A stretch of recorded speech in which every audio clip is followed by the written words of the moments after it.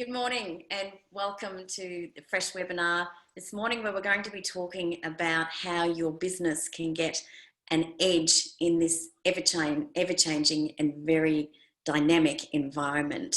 So what is it that you can do in your business to get a winning edge? We're going to look at that this morning and explore some of the tactics that you can put in place right now in order to achieve that. Moving on, slides. So over the last few months, I've spoken a number of times around the three waves of impact that are happening across businesses and across the economy.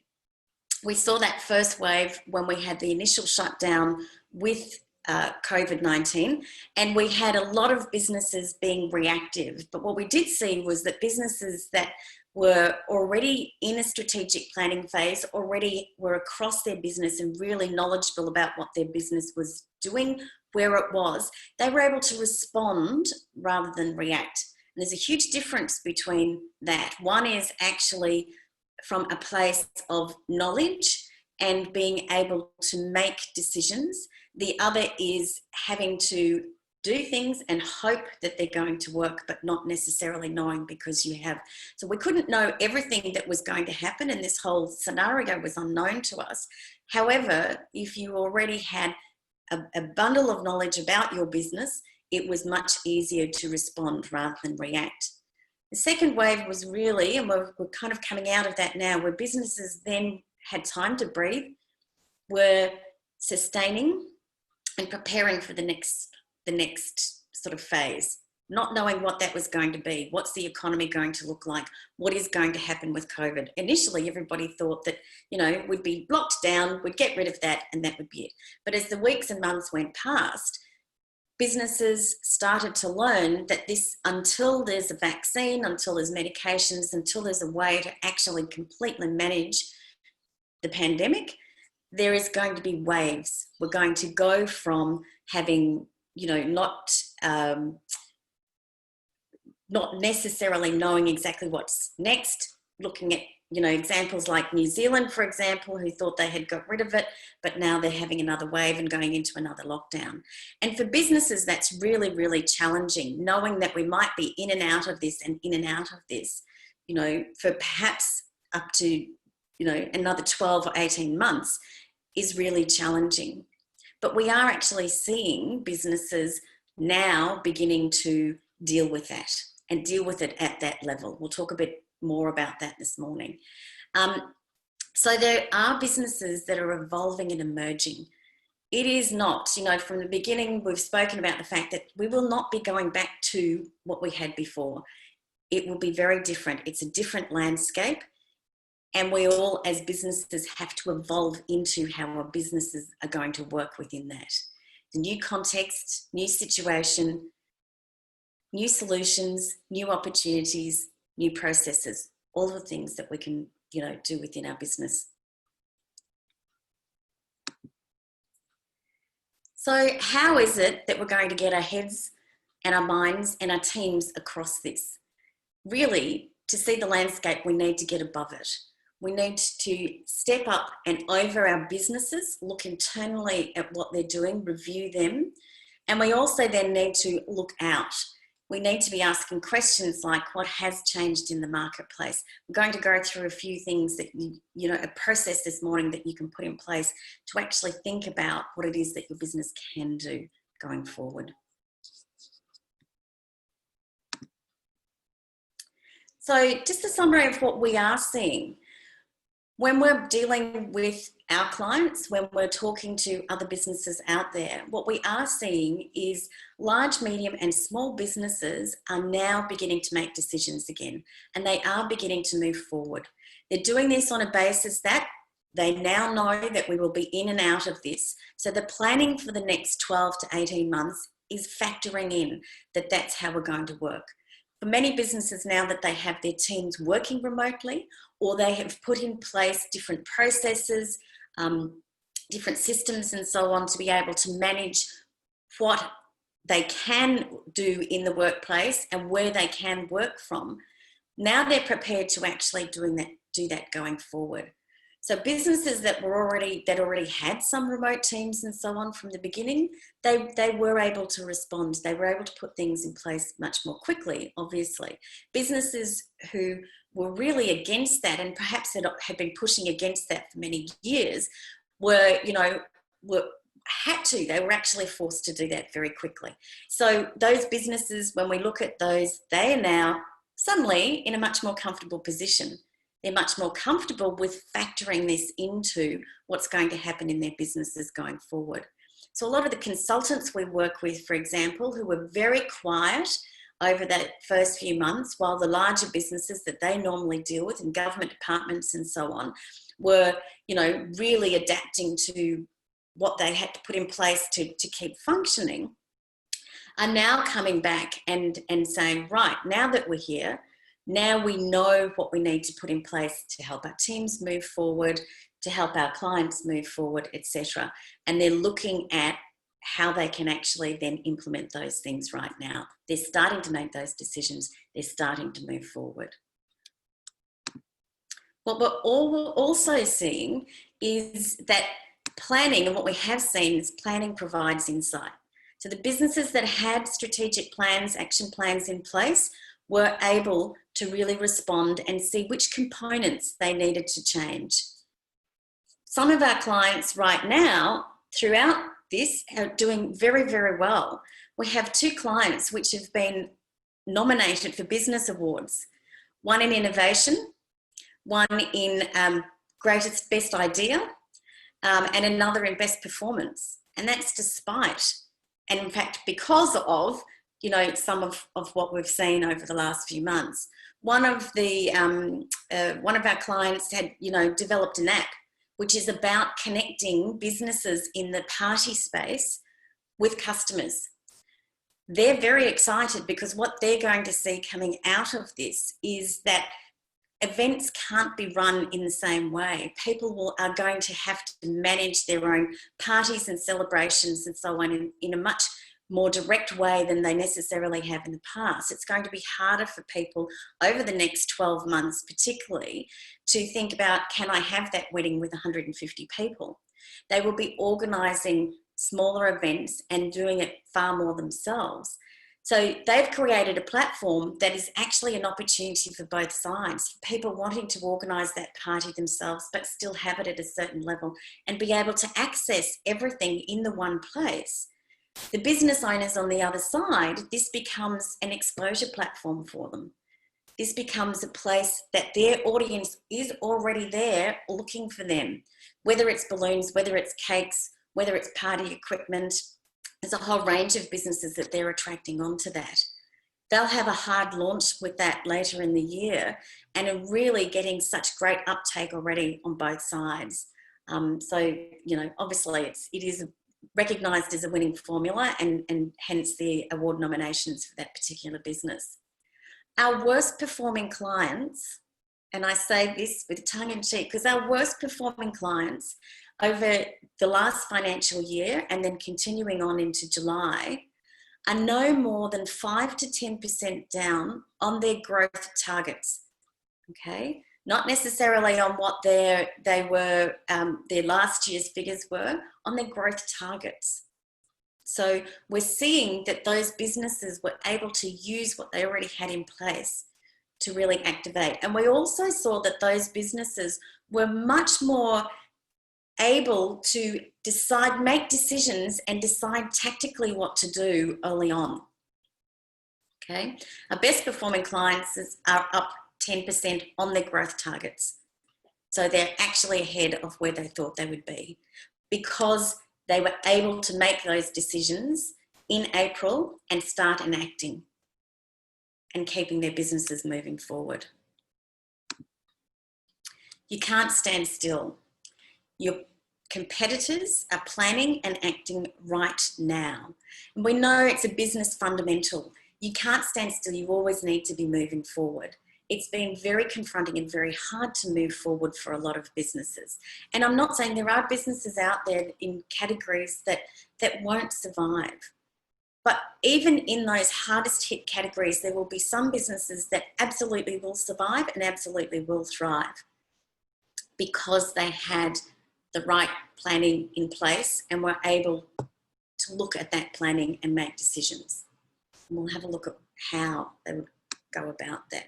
So there are things that businesses can do, okay? If we look at the first thing that a business can do, or the main thing that a business can do, is look at the problem that they're solving. Every business exists to solve a problem. That's the fundamental of why it is. Whether they're manufacturing something, whether they're providing a service, whether they're providing a technology platform, whatever it is, they exist to solve a problem. Carol, you exist to help people articulate their value. We're not all able to do that ourselves. You do that. James, you exist to help people plan for their financial future. There's so many options, there's so much potential out there for them to do that. But your business exists because you have a knowledge and a value to add to people that they can't possibly. We all in our lives cannot possibly research and be across everything. Okay, so we seek out people who have that expert knowledge and they bring that value to us. Okay, so every business is a solution to a problem, and it's a triangular. The fundamental business model is there is a problem, there is a solution, and there is a way of delivering that solution. Okay, that is the basis of every business. What that means, if we go back to examine that, is that every business has things that they can do right now. Okay, if you look at that business model, has the problem changed? That's the first question that everybody needs to ask. Has the problem changed? If the problem hasn't changed, okay, and your solution still fits, right now it may simply be about adapting the way that you deliver that solution. Okay, if you think about in the retail space, for example, right now they can't open their doors, but the businesses that adapted their delivery method and were able to have go online and adapt in that way, they're still doing very well. You look at businesses like Adair's, who posted yesterday an 11% growth in profit on last year because their online was well set up and ready to go and went crazy. So the first thing you can do is look at, is the problem still the same? If so, our solution still fits. Do we need to deliver it in a different way? Steph, I imagine that you're meeting with your clients. You're actually, as an architect, you may not be able to meet face-to-face, but the way that you meet with your clients is, may have moved online or whatever for that. If the problem has changed, so if we ask that fundamental question and the problem has changed, then this is about pivoting, okay? So if the problem has changed, we'll talk about that in a minute. If the problem is the same, but not necessarily in the same market, then it's about pivoting, okay? Your client might no longer have the same problem, but other market sector might have the same problem. So it's really about pivoting then to solve the problem for somebody else. Still perfectly possible. It's all about looking for the opportunities and what's out there. And that is going to take every business owner time to stand still for a moment, to review, to do some research, consolidate your information and move forward. And innovating. So innovating happens when the problem has changed and you have to change your solution. Okay, so if you look out there and you determine that actually there's probably even a problem that people haven't thought about yet, then they need to look at, you might actually have a solution to a problem they aren't even aware of. I mean, the classic example of that is always the Apple iPhone. people didn't even think of it was possible to have their time, their phone, their music, their contacts, their access, everything all in the one place, in this one great little platform. Apple showed them that they had a problem that they didn't realise, and they came up with a solution for it and brought it to market. It was an innovation. But there's lots of innovating going on at the moment. There's lots of businesses that are thinking about that very fundamental question: what is the problem? Have I got a solution for that problem? Is my existing solution not quite fit for purpose? Can we change our solution? What can we change internally? A great example of that is a manufacturing business in southeast Melbourne who were in manufacturing car parts. And as that industry died across Australia, they spent time researching how they would be able to adapt their factory, what they would be able to use their existing tooling for and change it slightly, how they could contain and remain with their same team and innovate to deliver something new and different. And they started creating and manufacturing machine parts for other industries. So they didn't say the industry is dying, the automotive industry is dying. They looked for different problems out there and they changed their solution. They innovated within their business. I just want to also touch on at the moment and more so early on, but I'm still hearing from people, but I don't want to be opportunistic. I don't feel I should be selling at the moment. I don't feel like I should be, out there in people's faces. People have problems now, okay? There is a huge difference between seeing opportunity for your business that is authentic, that is actually going to solve a problem for somebody, okay? As against opportunism, which is playing on people's fears and not really delivering an answer to their problem. That is opportunism or profiteering. Finding opportunity for your business and authentically delivering is why we're all here. We're all here because we want to help people in some way or another, whether it's a product, whether it's a service, whether we're operating business to business or business to consumer. So we can't, if we're authentic in actually wanting to solve a problem, we actually can't sit back. We do need to be out there letting people know that we have a solution to their problem. So what are some of the tools that you can actually use to create, to go through this process and create a view as to what the opportunities are for you, whether it's a new problem, whether you have to adapt your solution, whether you have to change the way that you actually deliver, okay? In creating a strategic action plan, some of the tools that you would use, some of the things you would look at in your business are certainly around a SWOT. So it's really putting out your strengths, weaknesses, opportunities, and threats, okay? Sitting down, putting those things down, okay? Looking for the opportunities. We were working with a marketing business yesterday, and we started looking at some of the threats that were coming along and how we could turn those around into opportunities, okay? So for that particular business, part of was that a lot of organisations will be pulling back on their spending, but they were already aware that a lot of their clients were pulling back on their spending by rethinking the shape of their teams internally, which created the opportunity for this marketing company to go in at the strategic level and help their teams to reform and refocus on what they were doing within their marketing within the organisation. So wherever there is that threat, wherever there seems to be change that is going to impact your business, it's about going to the other side of that and looking at how can we change that into an opportunity? Where's the gap? Where's the actual problem then that we can solve? Obviously, you have to do financial analysis across your business. We have Jackie Nestor with us this morning, who is an accountant and advisor, and is so great with her clients in helping them to understand the finances in their business and to track and monitor, to look at that reporting.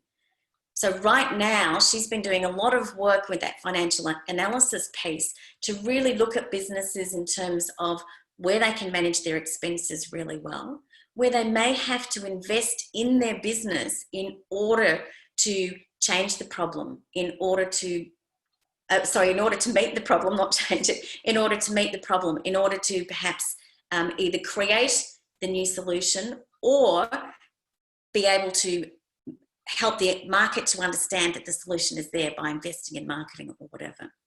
Okay, but that financial analysis of understanding how you can really make the most of your business by knowing the story that your figures actually tell you is vital, and more so at the moment. It also means that if you are going into product innovation or you are going to adapt your solution slightly, it means that you need to relook at your sales figures going forward. Okay, and what is reasonable and that you can expect from that. You need to be looking at, is this idea now that we've come up with, that we can solve this opportunity to solve this problem, but is it financially viable? Okay. Market analysis as part of this is looking at what that problem out there is. That very fundamental question is the basis of all marketing. Marketing is about that we are here to develop a product of one way or another to solve a problem. So doing that marketing analysis, looking at what's going on out there with your customer, with other potential customers, what's changed in the market that not only creates impact for your business, but that also creates opportunity. And really looking at those sales targets and measures across the business. Making sure that as part of your action plan going forward, you have measurable targets. The strategic action plan is really about pulling all of the information together and then looking at whether or not, how it is that you need to action it. What are you going to put in place, in what order, and who and how are you going to resource it? Is that about having to invest money in the business? Is that about just pulling on your tough boots and getting in and getting your hands dirty and getting on with the work?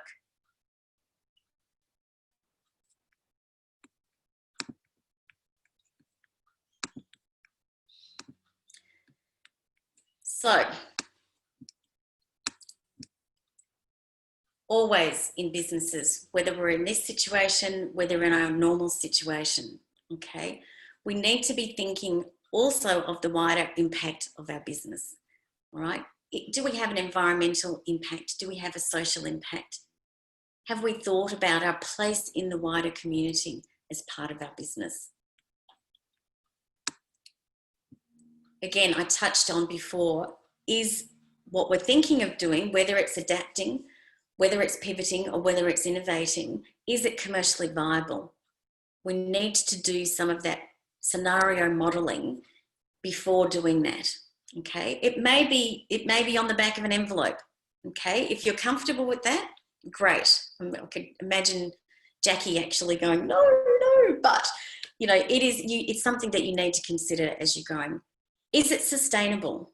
Okay, is whatever you're going to do to change within this environment, is it going to be sustainable? Or is it something that's going to get you through for the 12 to 18 months till we are on top of this and know that we probably won't be doing that in and out anymore? But considering then what that looks like, what that landscape is going to look like in the future. Always with a business, are you building an asset? Have you gone through the 8 areas that determine whether or not you're building an asset or you're just being self-employed? Okay. And if you already have an asset, are you growing that asset?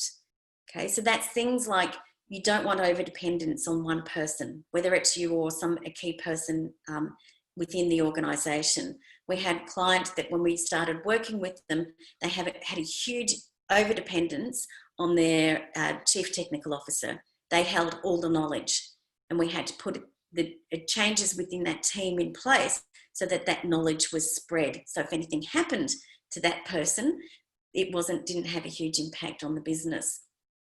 Do you have an overdependence on one client? If you have one client that is more than 20% of your revenue, you have an overdependence on one client, because if you lose that client, you've lost all or any profit margin and probably gone into not making any profit at all.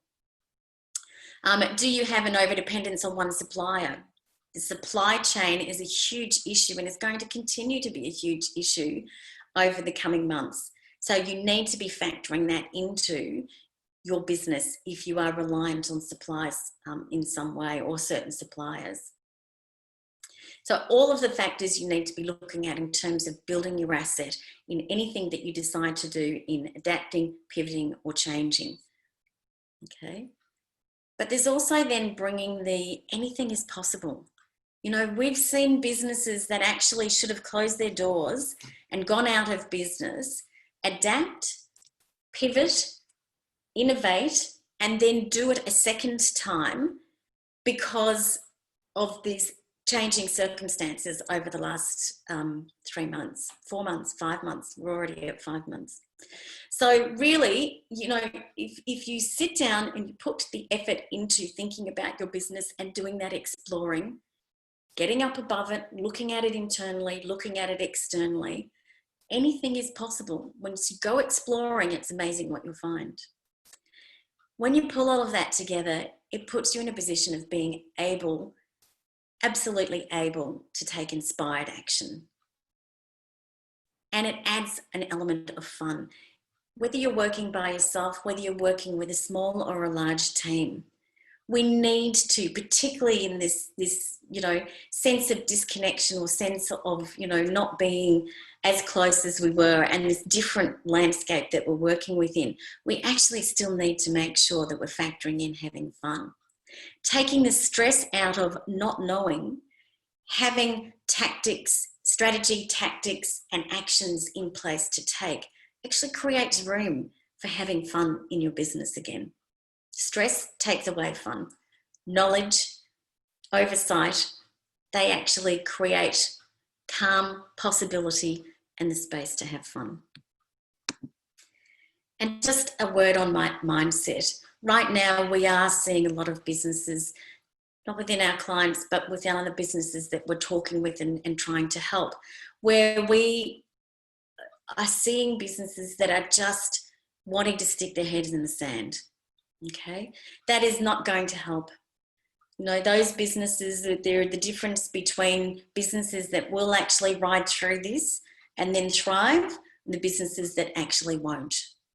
It comes down to the owner's mindset.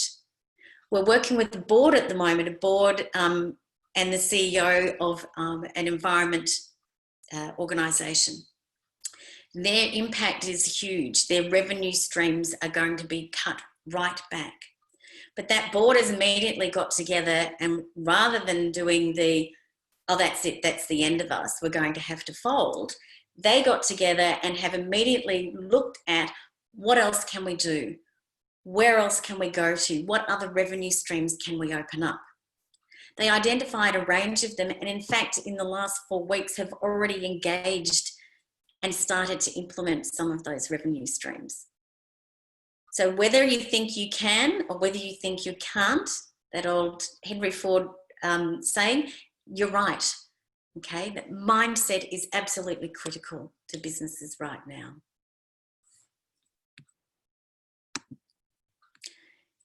This is a quote that I've used throughout this by Arundhati Roy. It was in the Financial Times on the 4th of April, and it was a very long article. It was talking about the impact of all of this in India, and it was so unknown at the moment, and they knew it would be quite devastating. But what she took from it, in summary, is really that it is the opportunity to do things in a new way, to refresh, to cleanse, to lighten the load. If we see it in that light, then we actually can move forward and create. It's this huge opportunity to be creative. Change can be very positive if we aren't afraid of it and we keep moving forward. Thank you. So I see we have a few comments.